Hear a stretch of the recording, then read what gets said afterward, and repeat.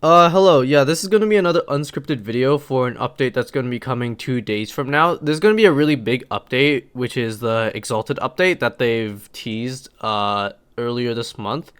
And yeah, I'll just quickly go over what this update's going to be about. So, the first thing that this update's going to give us is the 4 new Exalted mercenaries. This is the very first one, Dione. I hope I didn't butcher that name, Dione, and she's a warrior, and here's the animation if you want to see it.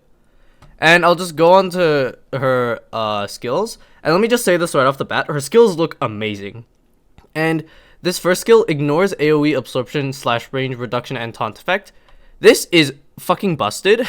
And now the Guild War meta is just completely shattered. Because the Guild War meta is to use Aegis, the Aegis spell card to put AoE absorption on all of your allies. But now that this strategy is completely ruined by Dione, now, yep, the Guild War meta is completely gone. Other than that, she attacks 4 times, which is quite powerful. And even though her attack stat is on the slightly lower than average side, she gets a maximum a maximum attack boost increase. Because regularly in the game, the max cap that you could have on an attack boost is 300%. This so you can't have like a 1 billion% attack boost and just have your mercenary do an insane amounts of damage. There's a cap of 300%. But Dione specifically has a cap of 500%. Next is her additional damage, and she does direct damage, which is double to magicians, which scales off of her own attack, in addition to her consuming enemies' HP based on their max HP. This is quite good. This isn't enough to instantly kill, for HP consumed to instantly kill an enemy. This is to work in tandem with the direct damage, but still, having direct damage and HP consumed damage is like already pretty damn strong. Next is her last skill, which is Stone Skin. Fucking why? But yeah, they gave her Stone Skin, so you have to hit her 5 times before she dies. And the last part is just a booster attack a little bit. But yeah, overall, her kit's like really strong, in my opinion. I feel like this Exalted Mercenary is what everyone's gonna go for. Next is the Defender, Pyran. And this is his animation if you want to see. And I'll just quickly go through his skills. Pyran's main gimmick as a defender is to be invincible. This can be shown in his first skill, in which after he attacks, he gains taunt. And this is not just regular taunt, this is super taunt. And what super taunt does is that not only he gets a taunt, he also is completely invincible. This says get into fixed HP status. That pretty much just means full on invincibility. My one gripe with this though is that it has pass turn to ally after own turn. So that means after he attacks, he immediately passes a turn, kind of like Lane. My only gripe with this is that since his super taunt only lasts 10 turns, it essentially means that once Pyran attacks, he has 10 turns of taunt, and then he passes his turn over to an ally, let's say a warrior. Now it's 9 turns. And after that warrior attacks, it's now the enemy's turn. And when the enemy's turn starts, it's going to be 8 turns. So now technically the super taunt is really only 8 turns, which is kind of weird, but sure. I guess it's to balance out the fixed HP status, but whatever. The next part about Pyran is his defensive parts. In his second skill, he has Masterpiece, which pretty much makes him debuff immune, in addition to being 99.9% barrier. And his last skill, I should mention, which is his Awakening skill, he gets 50% defense. With this combining with his 50% defense already, Pyran automatically, when the battle begins, gets 100% defense and 99.9% barrier, which is pretty damn good. And lastly, he has an additional damage for some reason, which is to do guard, barrier, ignoring damage 3 times. This is actually quite powerful, in my opinion. And in my opinion as well, you shouldn't build HP on Pyran or defense on Pyran at all. You should build attack to make this attack be stronger, because Pyran doesn't rely on having HP, and he already gets 100% defense. So if you put 2 and 2 together, just build attack on him, because he's already invincible. In my opinion, I think, or in conclusion, I think Pyran is going to be pretty strong, or like pretty like decent. Not as strong as Dione though. Next is, oopsies, spoilers. Next is the Magician, Ulfin. And here's the animation if you want to see it. And now I'll briefly go over her skills. Ulfin is a skip magician that has a pretty weird cross. I'm not too much of a fan of an extended cross or a plus AoE, but that's fine. Ulfin's a bit strange because when the battle begins, her first skill, when the battle begins, to all the enemy warriors, she'll apply concentrated fire on them when her attack is higher than the warrior, or when it directly, like word for word, it says when the warrior's attack is less than or equal to Ulfin. And only Ulfin can utilize this concentrated fire. This is a bit weird and quite gimmicky because this says specifically when the battle begins. I'm not too sure if this will activate before enemy auras. So let's say if the warriors have a Delsahine, the Delsahine aura might activate before Ulfin's concentrated fire. I don't know how it's gonna mesh together, but if that's the case, then Ulfin is really bad, but I'm fairly certain that won't be the case. I think Ulfin's concentrated fire will apply before any auras happen, so it will be less complicated. Other than that, her other second skill is that when she attacks an enemy, she'll remove all their buffs and disable casting state, which is nice, I guess, to remove provisional HP. And then her other part is that she'll auto charge herself, so kind of like a Nartis. After she fires, she'll immediately charge herself again. And then Law of the Jungle, what it is that I'm gonna be honest, I don't know, because it cuts off right here. Like, this isn't a fault of mine at all. Like, if you even look at right here, it cuts off. So I can't really say what this does, but it has guard, defense, barrier ignoring damage, and it does it twice. And what I can't really tell what are the conditions because it got cut off, but just like looking at this stuff, since it hits like kind of 4 times, this does or can do quite a lot of damage, especially it could crit. And my only worry is that it has a 70% scaling, which is kind of low. And Ulfin's base attack is also kind of low. So I assume this will do like moderate to high damage, and high damage, like very high damage if she's sufficiently buffed. And then lastly, she gets 100% defense from this boost defense part and gets into stealth, which she cannot be targeted by attacks. In conclusion, I think Ulfin's a bit weird. There has to be more testing done on Ulfin for me to confirm like if she's good or not, but that's my conclusion. I can't say if she's good or not, but just weird. Next is Ryde. And this is her animation, or sorry, Ryde, yeah, the supporter that they're gonna add. This is her animation. And Ryde, okay, don't get worried by this. I'll explain it. Just know that Ryde is a bit complicated. Okay. So Ryde's main gimmick is to be a counter-attacking supporter. You could see this in her second skill, is that when the battle begins, she'll gain a reflective attack called Fatal Strike. And whenever she's hit, she will deal direct additional damage back to the enemy, and also defense barrier ignoring damage based on the number of enemies on Soul to Star. I'll explain that later, but all you need to know is that when the battle begins, she will get this reflector, and this reflector makes her able to do counterattacks. And then back to the first skill. The first skill is that she'll get this buff on herself 4 times. Or like every time she buffs an ally, this count goes down. Kind of like Mary White's Revive. She can only use it once per battle. So Ryde can only use this 4 times per battle. And what this does is that, yeah. Activate Soul to Serve and Magify when supporting allies. Yeah, okay, I'm not wrong, okay. And then this could activate 4 times, and what this does is that to the entire enemy team, all of them, they'll get reduced defense and receives incoming damage boost. I assume this will ignore debuff immunity and all immunities in the game, else this will be pretty bad. But yeah, that's just my assumption. And this is called Soul Disturbance Magic, and that's why this thing scales off of Soul Disturbance Magic. So if you have like 9 enemies under Soul Disturbance Magic, her counterattack will deal a lot of damage. Especially because this, I'm fairly certain, can crit. And then her third skill pretty much just bestows immortality effect to allies she's buffing. And her last part, her fourth skill, hyper boost ally attack. This is like the highest scaling attack boost in the game. I'm fairly certain, at least. And she boosts crit rate. A bit concerning that she doesn't boost crit damage, meaning that you have to run another support on top of her, such as Mary White, or Delsahine.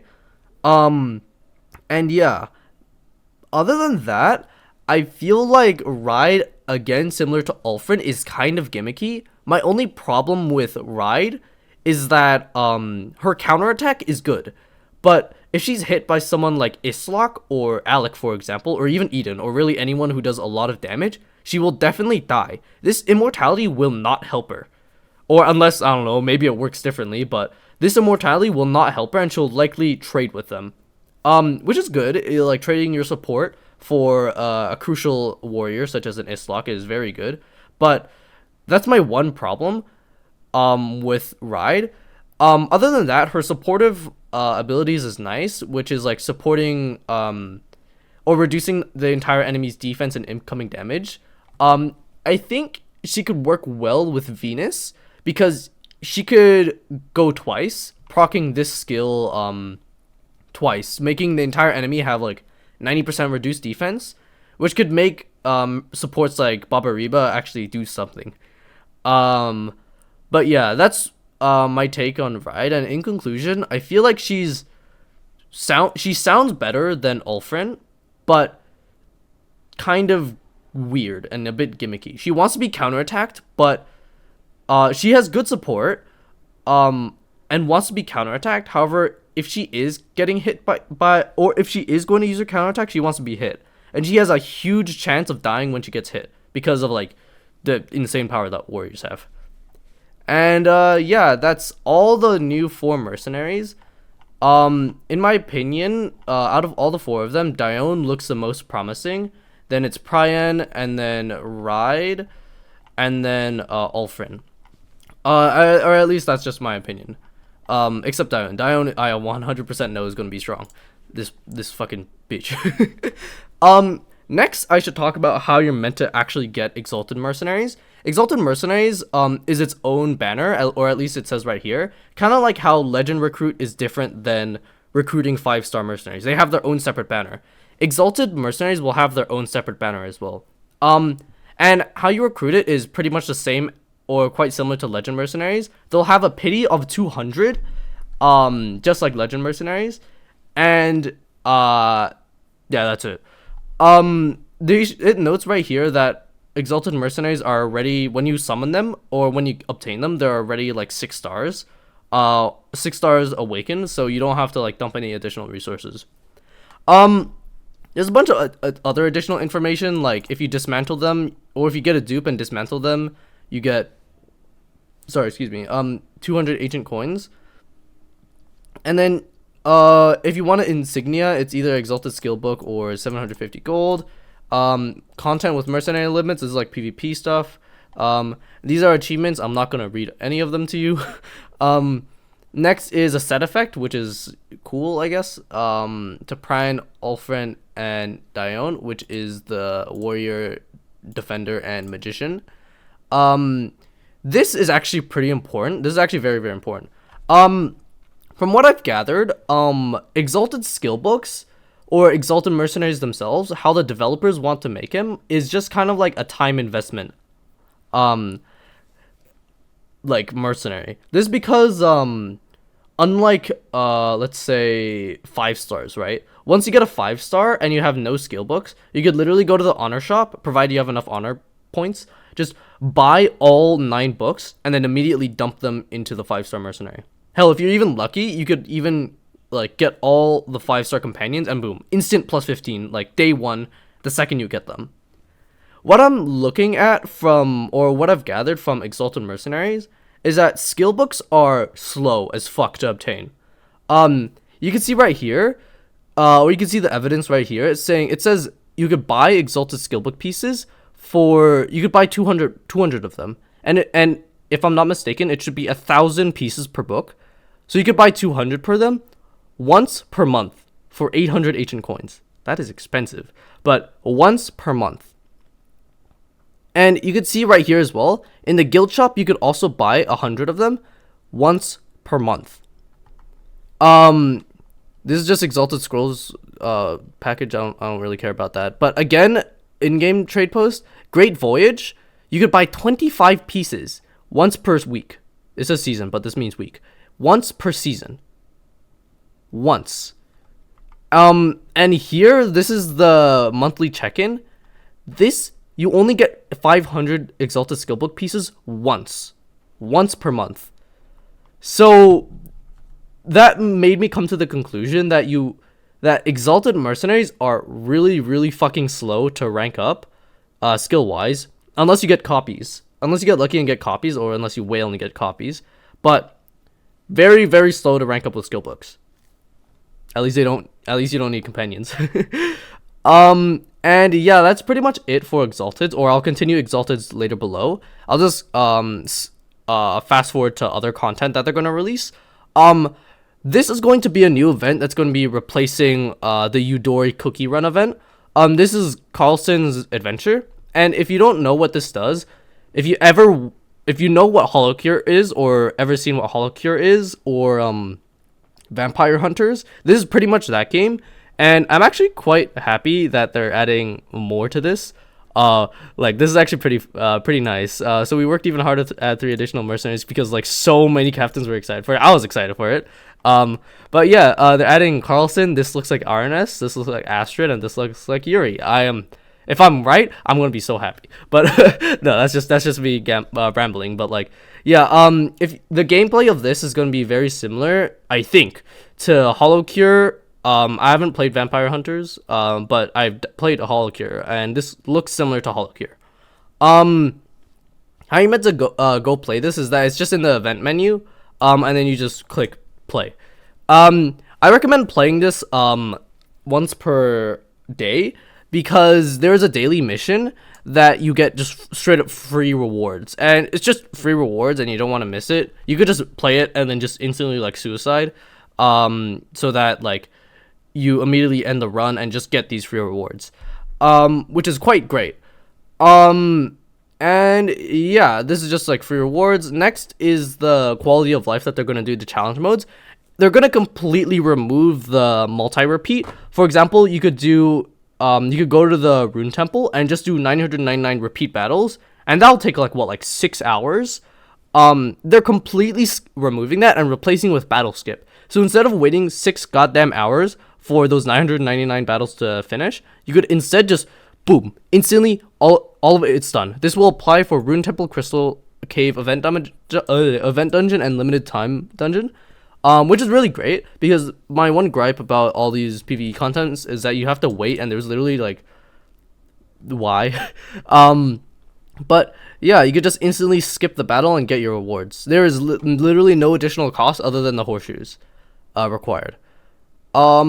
Next is the in-game events that's going to happen. The only one you should really take note of is the Rune Temple Horseshoe discount event.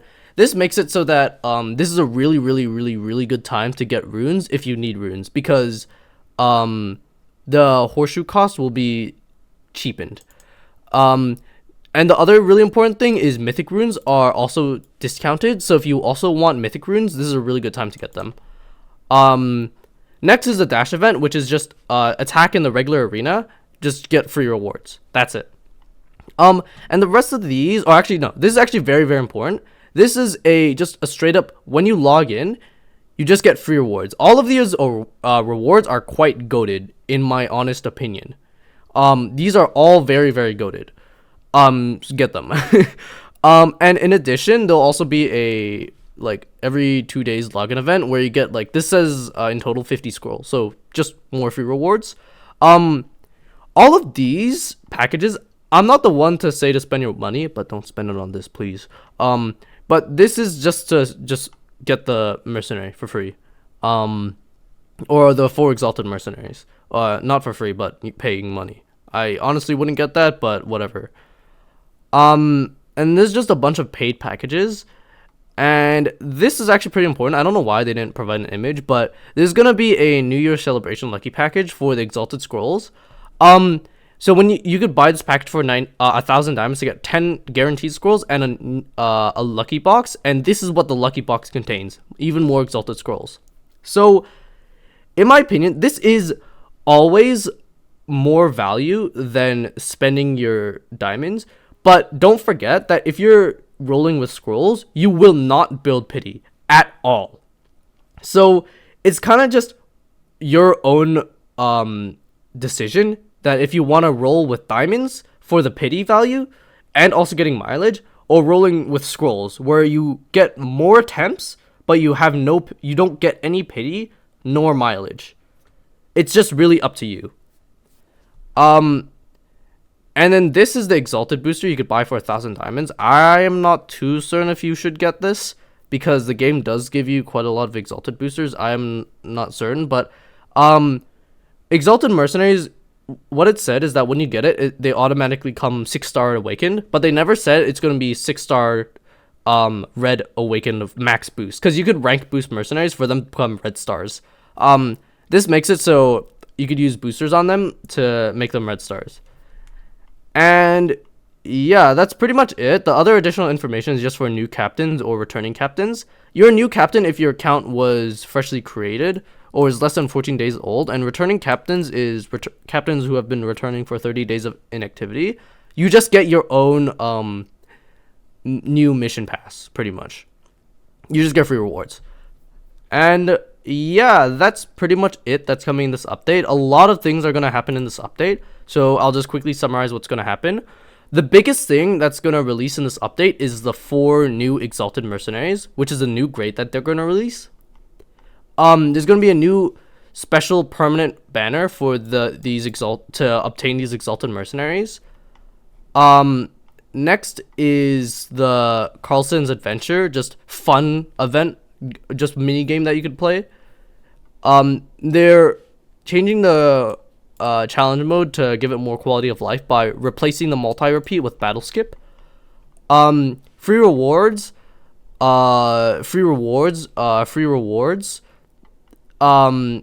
and a scroll package, Exalted scroll package for diamonds if you want to roll the scrolls. And I guess also Exalted boost package. One more thing that I've missed is back up here. Okay, I went too far. Is right here. The events that's also gonna drop is the most important things is this rune temple and mythic rune discount event. So if you need mythic runes or regular runes at all, when the update drops, this is the best time to get them. And yeah, that's pretty much it for this update. Like I said, it's going to be a pretty loaded update, but I'm also very excited for it. I hope you guys are also excited. And yep, that's it. Thanks for watching.